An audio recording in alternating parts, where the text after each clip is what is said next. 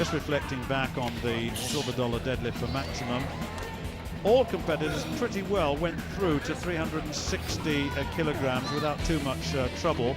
380 proved to be a bit of a problem, and then certainly they started to drop out like flies at 400 kilograms, and only 4 men went clear at 420 kilograms, James Fennelly and Gary Gardner, Dale Norris and Dave Meer. But certainly in the end it was this fella, James Fennelly of Ireland, who won with 460 kilograms. So, day 2, Jeff. Yep. After last night we had a little rest, but they got us some making up to do today, I believe. Yeah, we had a lot of health and safety issues yesterday, obviously in the dark and stuff. So first event today, we got the winch, which is here, which is this winch apparatus, and they've got to pull the bus towards them. So it's like a capstan winch on a ship. What muscles are they using, do they need here? Well, it's all deltoids, forearms, a bit of endurance as well, but they've got to get the whole body in, because a real burn. The actual burn, yeah, will kick in because of the actual circumference of the wheel. So they have to get it all the way over the line. It's the fastest time. Yeah, I guess. 20-metre course, fastest time available. If they don't actually complete the course, it's the best measured distance. Fantastic. Well, just to confirm all that, 20-metre course, 6 tons the minibus weighs, fastest time wins, very straightforward. They've got to keep that rope tight and overcome the inertia and continue to do so. Chris Innes, incidentally, set the target at 26.17 with Eoin Shanahan 28.86. So this is Lewis Mclean of Scotland. There is the target, 26.17, and it's all about overcoming the inertia of the minibus. And look at this, if he can keep that going round regularly and quickly, then it keeps the torsion in the rope. The rope has got to stay tight. If it goes loose, then you've got to overcome the inertia of the minibus once again. So this is better. This is much, much better. He's got it going now. He's got to keep it going all the way. It's the number plate over the line that gives the timer the opportunity to press the stopwatch, and that is better. 25.61 the time, that's the lead. Well, Liam O'Sullivan is next, and there's the target. And remember, this is day 2 because of the darkness the previous night. I've never done a competition for over 3 days. I've only done it over 2 at most, so I'll learn. There's a lot to learn yet. Well, new territory certainly, but let's see how he fares in this. He's got to really make this move very, very quickly. It's those first few movements that are the most difficult here. It's quite a wide-ranging winch as well, but this is good. This is better. He's certainly got it moving quite well. If he can maintain that rhythm, then he's got a very, very good chance of challenging this. 25.61 to beat. Watch the clock. It's going to be very close. The number plate over the line. That's it. He's there. And it is quicker, 25.36, so he moves into the lead. The new champ in this group, 25.36. Well done, Liam. You can hear that. Not yet, though. Gary Gardner of England. He comes in next. I wonder how he fuels his body for these competitions.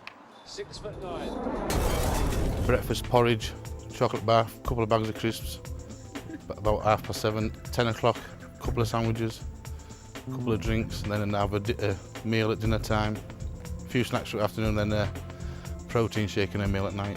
I have quite a physical job, so I'm always lifting and carrying at work, but I've tried to do a bit of cardio once a week, but mainly that, just conditioning work really, maintaining what I've got. And he's got quite a lot actually. Now his height should help a little bit here.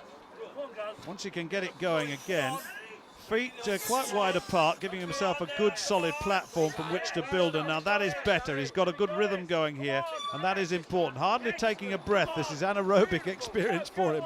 He's not using the oxygen, he's using sheer muscular power, taking the odd breath when he can, and he's got it moving well. That is quick. That's very much quicker. 23.56 the time. He's the new leader. Dale Norris, now then, currently in 3rd place overall, one of the real contenders for this title. Now then, Dale, what can you do? He's got to get this shifting. Not so tall, as you can see, and it means that bar at its high point is right up to his shoulders, and that makes life a little bit more difficult. Got it going, though, now. Not quite the rhythm we saw from Gary Gardner, though, but here it comes.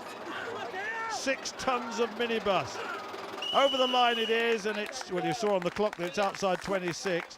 26.67.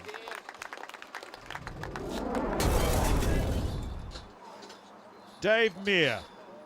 Now then, Mr. Powerhouse, what can you do this time? Got to really get it going again. Those first boom movements are so difficult, they really are. But you can always tell how well they're going by what sort of tension there is in that rope. He knows that. He can't afford to stop. Once you've got the rhythm, you've got to keep going. Row it round and round and round, and that is very, very quick indeed. And that's certainly the new leader. Inside 21 seconds, that's 20.9 for Dave Meer.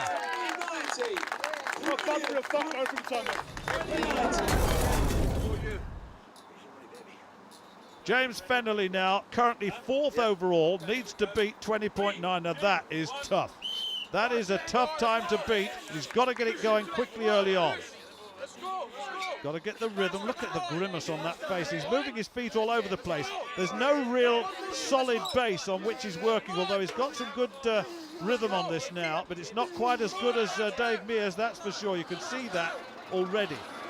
He needs to push a little bit more. There's too much pulling going on, too much bent arm. He needs to get pushy, but it's too late, and it's 24.61. I just heard that in the background, 24.61. So Dave Meer's won that one. Not a win this time for James Fennelly. 20.90. You're showing off a little bit now, I think. I mean, you blew the rest of the field away with that one. Yeah. How are you feeling? Surprised. I mean, this is normally 6 guys who are really tall, and I'm one of the shortest ones here at just under 6 foot. So, real surprise. Happy as hell, but real surprise with that one. So. Gary said he didn't know where that came from. No, mate. I mean, I was lucky. I managed to bring a pair of football boots with me, and I noticed a couple of the guys were slipping. So I stuck my football boots on, that gave me a bit more grip, I think, so that might give me an extra couple of seconds, but the rest of it I was just really happy. I think someone says I had a good day for me today. Well, I did notice you were really grounded. I mean, some people were sort of running around all over the spot, but your feet were pretty much stuck. Was that due to the boots? Just a good choice? A lot of it, I mean, I've done this for about 3 years ago when we came here before, so I couldn't really remember the technique, so I was watching all the other guys, I was trying to see where they were keeping their feet, and obviously I was one of the last ones to go up, and there's quite a lot of marks on the floor, so I sort of used the marks on the floor to gauge where they were pulling from, and just went for it, closed my eyes and just kept on going. I looked up and the bus was here, so I just kept on going until someone said he'd stop. Let's have a look at the board then. 20.9, way ahead of Gary Gardner, 23.56, and James Fennelly, 24.61. And really, you know, we've got a little bit of a problem. Remember, the last 2 overall go out from day 2. They don't make it. And look at that.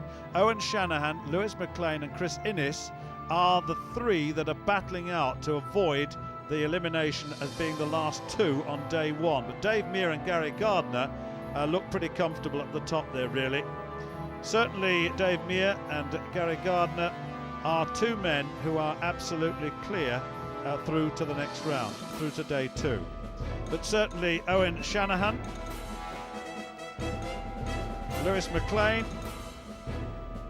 and finally Chris Innes are the 3 under scrutiny.